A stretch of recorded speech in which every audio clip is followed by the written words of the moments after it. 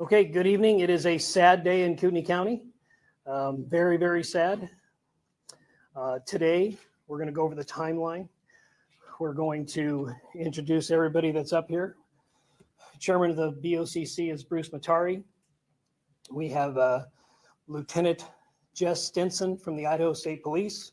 We have Bill DeRuyter from the Coeur d'Alene Police Department. And we have Pete Hawley from the Kootenai County Fire and Rescue. And we're going to go through a quick timeline. This is still a very, very fresh investigation. So, an incident. So many of these facts might change, but they are evolving as we speak. At approximately 1:21 this afternoon, we received a phone call that there was a fire on the backside or east side of Canfield Mountain. Fire assets responded to the scene, and at approximately 2 o'clock, firefighters broadcast that they were being shot at on Canfield Mountain. During that next hour and a half, where we have assets that are responding to the aid of these firefighters, we still have an active fire. We are managing about 17,000 square foot containment area.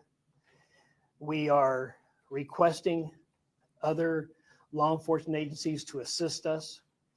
We had a great response. We had the Spokane County Sheriff's Office responded in force, the Spokane Police, the Coeur d'Alene Police Department, the FBI, many agencies responded right here in Idaho, Bonner County, Shoshone County, Kellogg.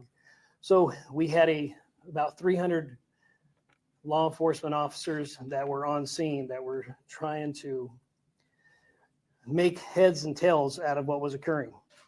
And during this time, we exchanged gunfire with the suspect, and we also got information. We received information from the White House, from Kash Patel, the FBI, from Governor Brad Little, and also Raul Labrador, that anything that we needed, that they would absolutely respond.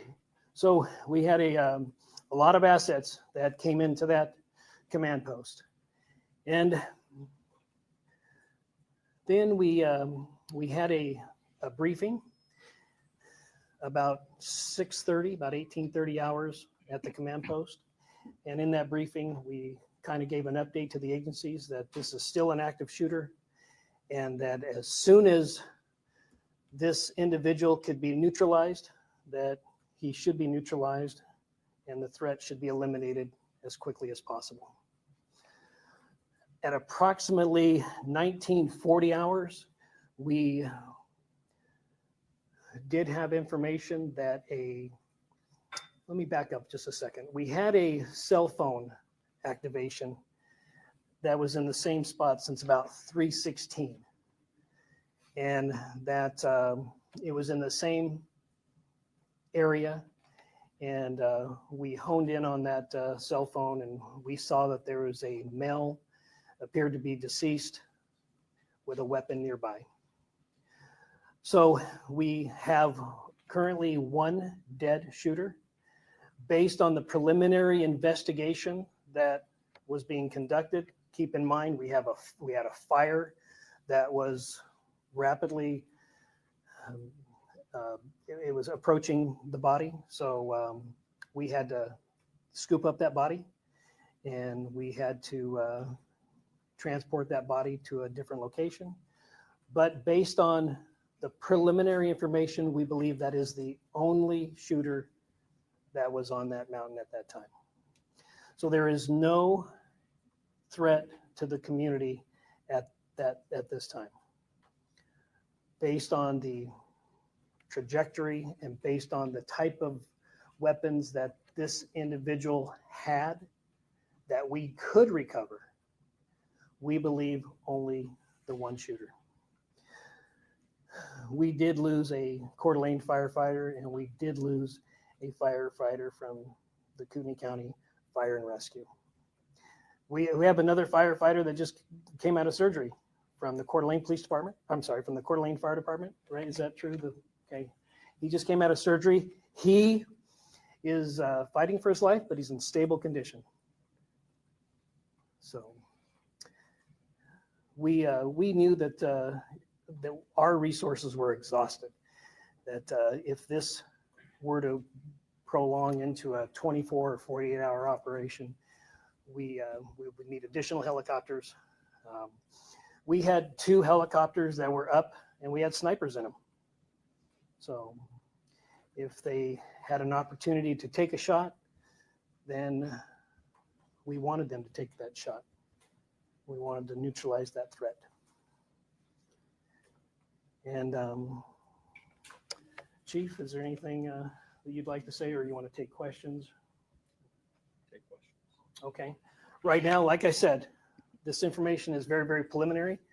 And if you have a questions, just ask who you'd like that question directed to, and we'll try to answer it. The spokesman review, this is just for the fire personnel. Are you able to share anything about these firefighters? If they, just try to, anything about them at all, and their identities, what the fire department is doing right now to assist the rest of their brothers who lost these guys, or is there anything at all you can tell us? We are not going to name the firefighters at this time.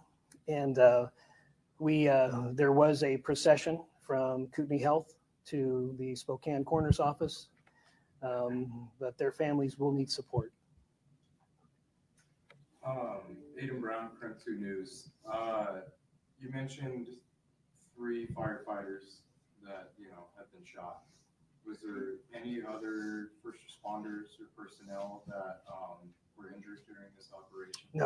No. As of right now, those are the only 3 that we have.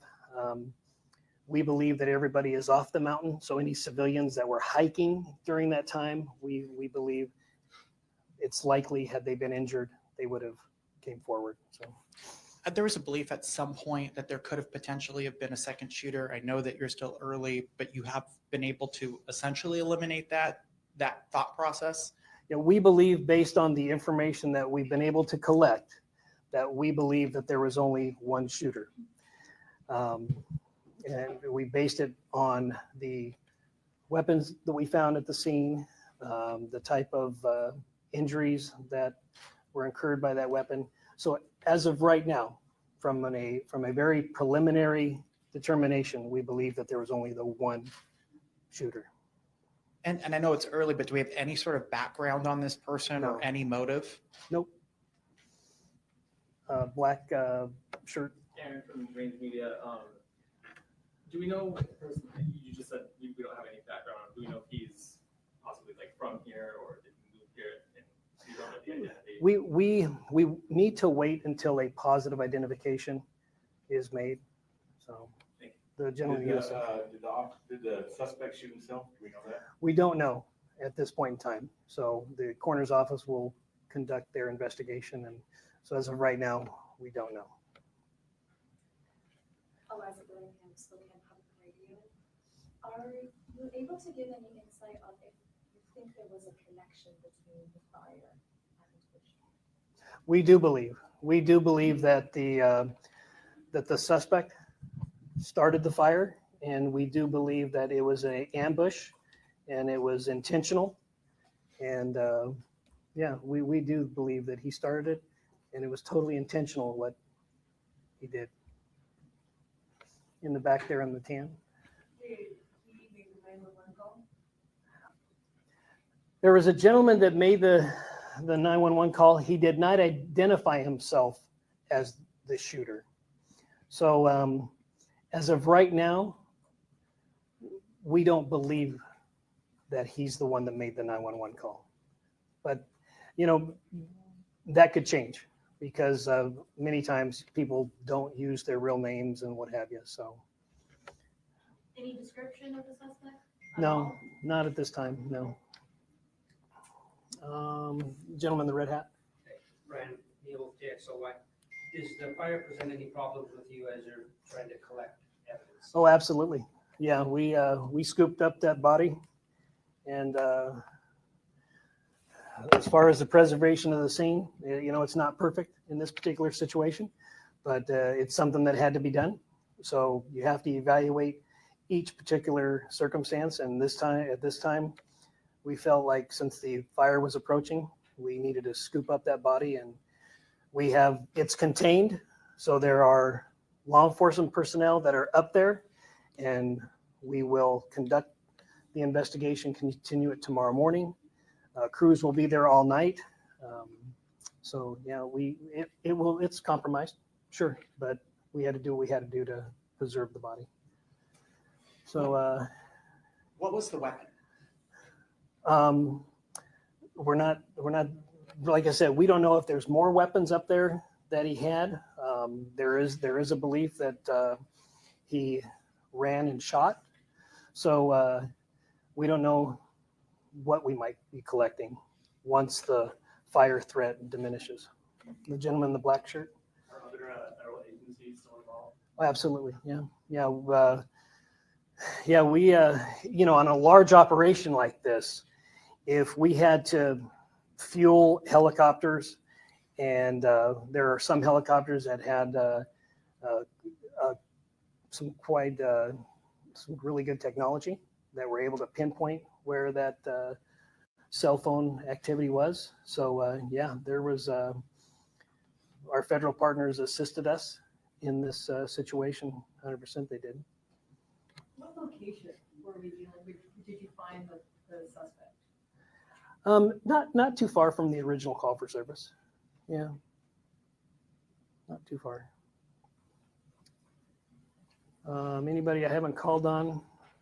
All right, gentleman in the black shirt. You said you picked up the cell phone signal around 3:16. I believe. Yes. How long was it between that signal that you got and you were able to recover the body? It's about an hour and a half. So maybe around 5-ish. Right. So you did say there was a gun found, a weapon, correct? Correct. What kind was that? We're not releasing that right now, just because we had to scoop everything up so quickly. We could not preserve the scene like traditionally we would like to. So we believe that there's a likelihood that when we are able to enter the scene again tomorrow without the threat of fire, that we'll find other weapons that were placed. So this was a total ambush. These firefighters did not have a chance. Sheriff Garrett, with the spokesman review, can you just describe the terrain and how difficult it was or maybe how simple it was? When you have an environment where you don't know where the bullets are coming from because of the trees and the shrubbery and what have you, it is daunting for police officers, let alone firefighters who are there just to put out the fire. So it's very, very difficult.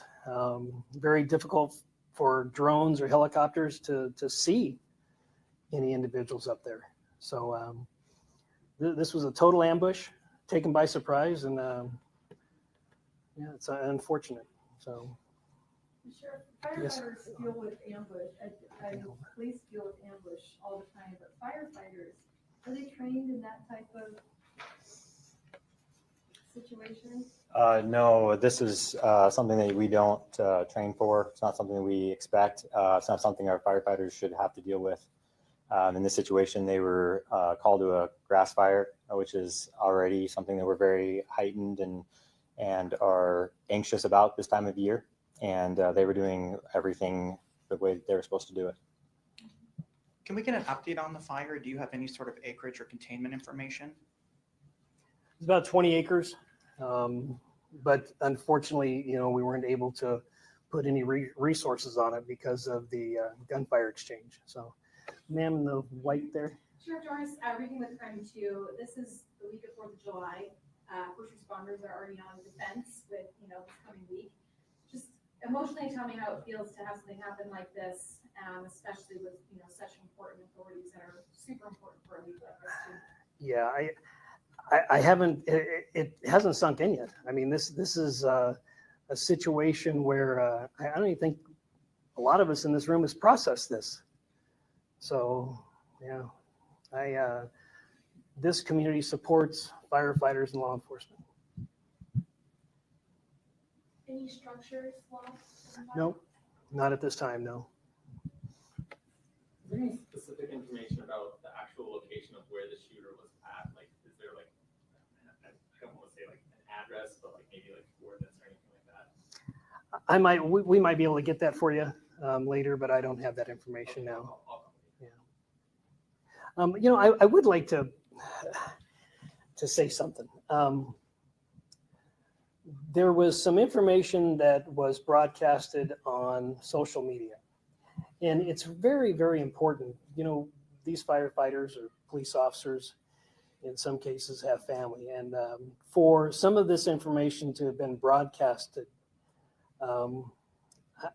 I hope we can ask with our social media and our First Amendment auditors and our civilian journalists to take in consideration what you're putting out there on the social media, because it could be devastating it's devastating when somebody knocks at your door to tell you something like this, but to hear about it on social media, I'm just asking for people to be considerate in the most significant of injuries and times. So, federal apparatus, I'm wondering what the White House has committed to, and the FBI and Homeland Security. we had helicopters and personnel on the ground probably within the hour. Also, in follow up to that, this is obviously going to hit our community incredibly hard. It already has. I know, again, it's early. What can we do for the families? Will there be a memorial fund set up? Will there be some sort of way that we can, as a community, come together to support them? Because this is a devastating loss and people want to put that emotion somewhere. We're grieving as an organization, and I can speak for Coeur d'Alene Fire as well. So a lot of those steps have not been completely brought to fruition, especially with it being a weekend. We know that the Red and Blue Foundation and Anchored Coffee has already offered to do a lot of the donation collection, and we appreciate them. They've been a great supporter of law enforcement and fire, and they'll continue to be a good partner for us. So that's where I would initially encourage people to seek to provide some support for the families. Thank you. I'd like to add, until a press release comes out by these two agencies, do not give money to a entity that says they're representing these people. They will put out a press release with the information, whether it's going to be an account at a bank or an account at another entity, but we will likely have some people that will try to scam based on this tragedy. So do not give money to any entity until a press release is released. Is that fair to say? Absolutely. On where exactly to give this money. Can you say, sorry, what you're doing for your firefighters right now? Just because I know. I would say it's very early on. They're just processing this right now. So, they're in shock. So is that a fair statement? Absolutely. Yeah, I would say let's give it a day or two. And We have mobilized peer support groups from all over the region for our people. And so that is something that we've already put into place. But like Sheriff has said, we don't know exactly all the extent of what we're going to need to do for our people just yet. I did get information that some Black Hawk helicopters were also committed in the event that we needed to go. The Idaho National Guard was prepared to provide a Black Hawk should we need one. So, let's go here. To your knowledge, is there any special significance to either June 29th or to the announcement? No. Nope. Is there any information you have on when the firefighters were shot at to begin with? Was it when they were actively fighting, or was it Well, when they first arrived? at approximately 1400 hours. is there a potential for this situation to shift policy or add policies to the fire department in any way? I know you guys. So, Yeah. as a rule, what's predictable is preventable. In this situation, I just not sure how it could have possibly been predicted. So it's really hard to policy that out, but we will be doing a complete review. You can anticipate or expect some of these things to occur in a urban setting. You can. I've seen it myself. However, in a rural setting, this is very, very, very rare in a rural setting. I mean, I've never seen it many times in an urban setting. I have not seen it in a rural setting. Yes, sir. Well, you got the last question. Lucky you. How involved were the firefighters in battling this blaze when they arrived there? Was it pretty immediate that these shots rang out, or were they dousing it with water? Do you know what time they arrived on scene?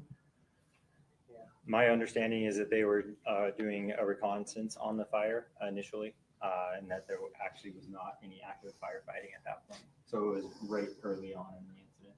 Thank you. And there was only one fire. I know that there was, misinformation out there that there were multiple fires started, but there was just the one fire. Correct. For Kootenai County Fires, can you spell your name for me? I'm so sorry. My last name is Holley, Holley. The Idaho State Police is handling the officer-involved shooting aspect of this investigation. If you have any questions to them, or our commissioner, the chairman of the board, Bruce Matari, you can, or if you'd like to say anything. Okay. No, say something now, because there's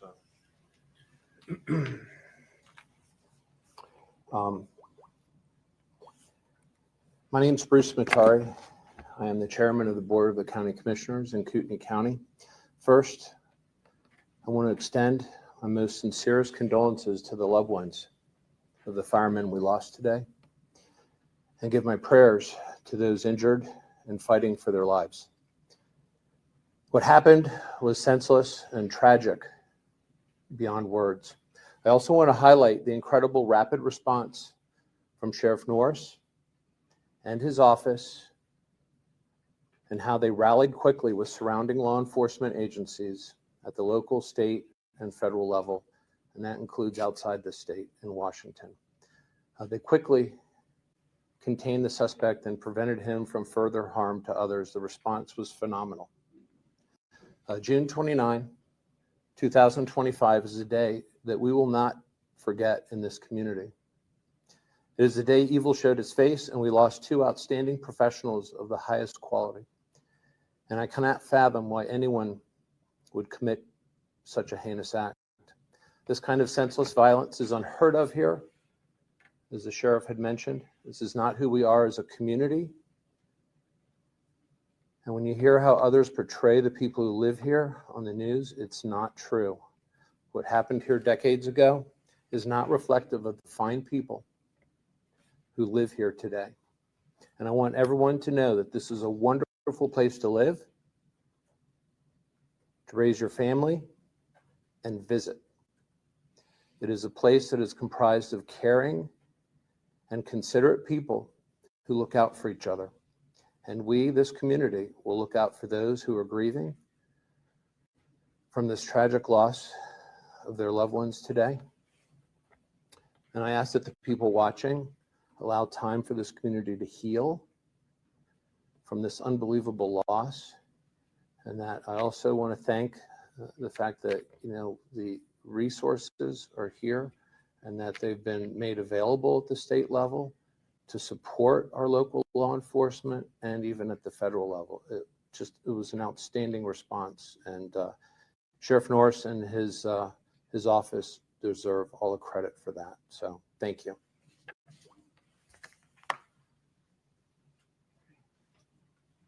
You look like you have one more question. All right. You said Washington and Idaho, of course, responded, but I thought I saw mutual aid license plates from Montana. Can you comment at all about if Montana delivered any mutual aid? I believe Montana was on scene also, yes. Thank you. Okay. Sorry, one more, just real quick, are there any evacuations going to the fire? At this time, no, but I encourage you, if you haven't signed up for Kootenai Alerts, to make sure that we sign up for Kootenai Alerts. And that is the best way. We did send out an alert for people to shelter in place at this time, if you're in that impacted area. So Kootenai Alerts is a great way to stay informed. Okay, thank you.